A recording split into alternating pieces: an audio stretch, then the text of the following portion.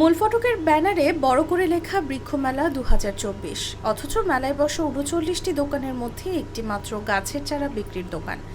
একদিকে বন বিভাগ বলছে মেলার আয়োজন করেনি তারা, অন্যদিকে উপজেলা প্রশাসন বলছে মেলাটি বন বিভাগের, তারা শুধু সার্বিক সহযোগিতা করছে। তবে বৃক্ষমেলার নামে এমন আয়োজন মানতে পারছেন না জনপ্রতিনিধি ও সচেতন মহল।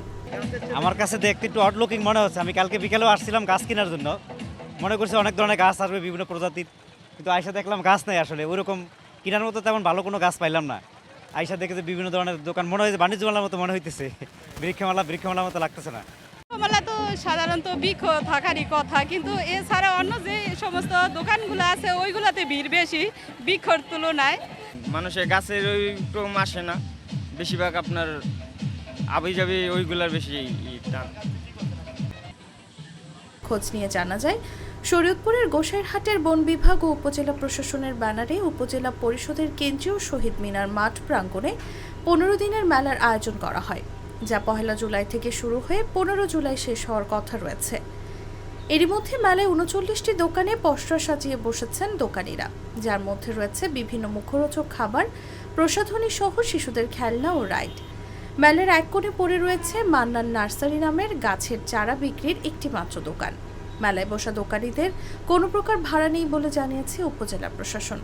তবে দোকানিদের মধ্যে অনেকেই বলছেন প্রতিদিন ১,০০০ বা তার চেয়ে কিছু কম বেশি ভাড়া দিতে হবে আয়োজক কমিটিকে।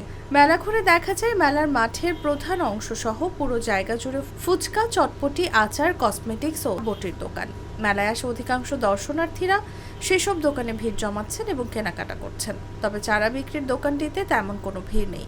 আসলে আমরা যেই সুবাদে বৃক্ষমেলাটা আমরা এখানে করতে চাইতেছি বা সরকারের পক্ষ থেকে প্রতি বছরের ন্যায় এটা করে, সেই সুবাদে এই বৃক্ষমেলার চেয়ে অন্য মেলা বিনোদনমূলক অনুষ্ঠানটা এখানে বেশি আকর্ষণ অনুমান করতেছি আমি। সকাল থেকে দুপুর পর্যন্ত মাত্র ২,০০০ টাকার গাছের চারা বিক্রি না হলেও অন্য সব দোকানে মালিকদের গড় বিক্রি ৭ থেকে ৮,০০০ টাকা।